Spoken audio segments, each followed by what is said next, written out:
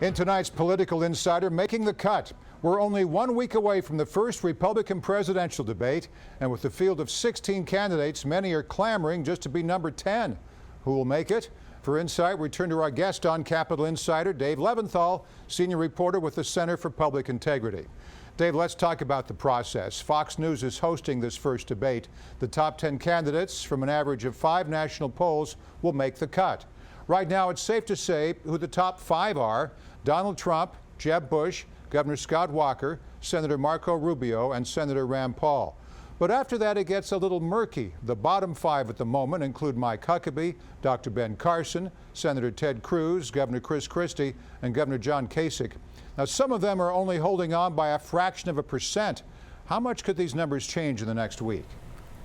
They could change, Morris, pretty considerably for a couple of candidates. Hey, if you just tick up 1/10 of a percentage point or tick down 1/10 of a percentage point, that could be the difference between you being in that coveted 10th place or being in 11th place, where the consolation prize is the JV debate, the kids table debate, as some people are talking about. That's what Huckabee's tried to do. He's made some outrageous comments. So anybody that could just pop off and make some outrageous comments, that at least gets their numbers up. Without question. So there's going to be a couple of more polls in the field. They have until Tuesday of next week to determine and crystallize that field once and for all. So there is still some room to move between today and next Tuesday for some of these candidates who are on the bubble for the big debate as opposed to the small one. Expect some outrageous comments just to get some headlines. Now, candidates like Ben Carson have criticized this top 10 rule, calling it unfair.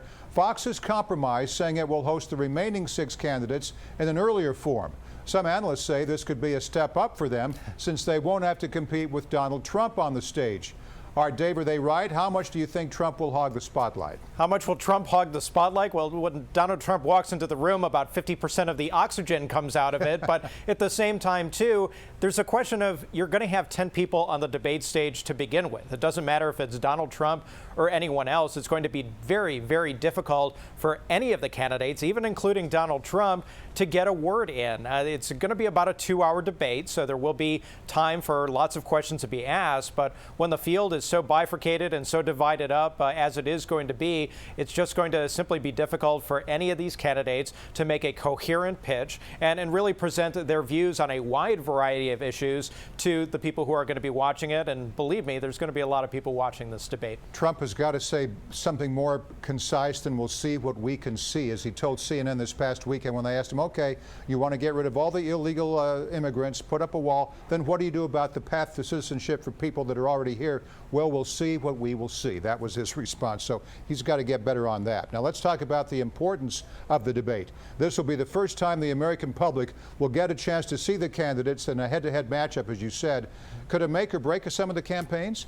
It's entirely possible, and you need only go back 4 years, or about 4 years, when we had some of the presidential debates in 2012. I think of Rick Perry, who had his absolutely disastrous moment where he couldn't remember the name of all 3 agencies that he wanted to cut off from the federal government. Yep. And then you had, on the other end of the spectrum, Newt Gingrich, who had a fantastic debate performance relatively late in the campaign, while the primaries and caucuses were already underway, and it at least kept his campaign going for a good number of weeks forward by virtue of him having a great performance, winning one primary, and then going forward. So it is entirely possible that one candidate could really have that awful moment and another candidate could have a fantastic moment, vaulting him or herself from sort of the fuzzy middle that we have right now into the upper tier. But I have to mention, Morris, that even before we have this debate next week on Thursday, there's going to be a candidate forum on Monday in New Hampshire that a lot of people are not talking about yet, but about 13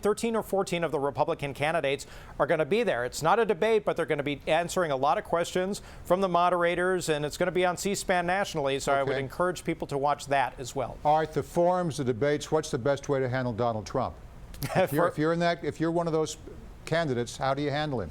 It's going to be curious to see how they do it, because there's really 2 tacks that you can take. You can ignore him and say, well, Donald Trump, you're crazy. You don't know what you're talking about. You're just in this for the notoriety. You're just full of bombast, and I don't take you seriously. Fact of the matter is, you've got to worry that he's going to fire back at him that way. Absolutely. And the fact of the matter is, enough people in the Republican Party are taking him seriously so that he's number 1 or number 2 in most polls that are being taken. But you may have some candidates, and look to Rick Perry to perhaps do this, where he's going to go right at Donald Trump, try to go toe-to-toe, mano-a-mano with Trump and fight him. It's a good way, at least especially for the candidates who are in that sort of second or third tier, to make a name for themselves, to stand out from the crowd, and perhaps get their numbers going up instead of going down. I'll tell you who's at the very bottom that we don't even talk about. George Pataki, is he still in?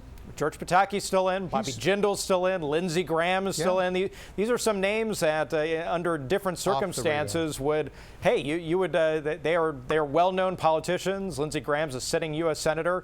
George Pataki was governor of New York for 3 terms, and the governor of New York, of course, on 9/11. So kind of falling off the radar on this national exactly, scale. And it is kind of amazing that some of these names are in 13th, 14th, 15th place relative to all others. All right, let's talk about Sarah Palin before you go. Years after her unsuccessful run for vice president, her super PAC was still making money, but now the organization has spent more than it's raking in.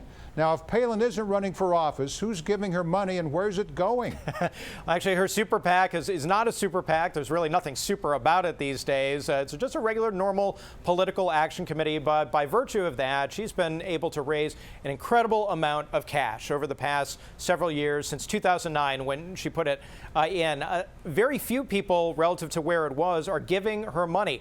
A lot of retirees are still giving her cash, but what we found, Morris, is that the political action committee that Sarah Palin runs has less cash available to it today than it has since it began 6 years ago. It's in a very, very bad place. And one thing that just struck me today is I saw a filing come into the Federal Election Commission.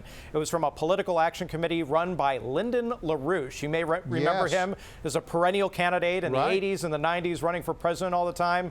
His PAC, and he's in his 90s right now, actually raised more money this first half of the year in 2015 than Sarah Palin's PAC. So the stock on her PAC is going down, not up. Interesting. Dave Levinthal, senior reporter with the Center for Public Integrity. We'll see what happens. We'll see what we shall see. Thanks, Dave. Bye-bye. Thank you, Morris.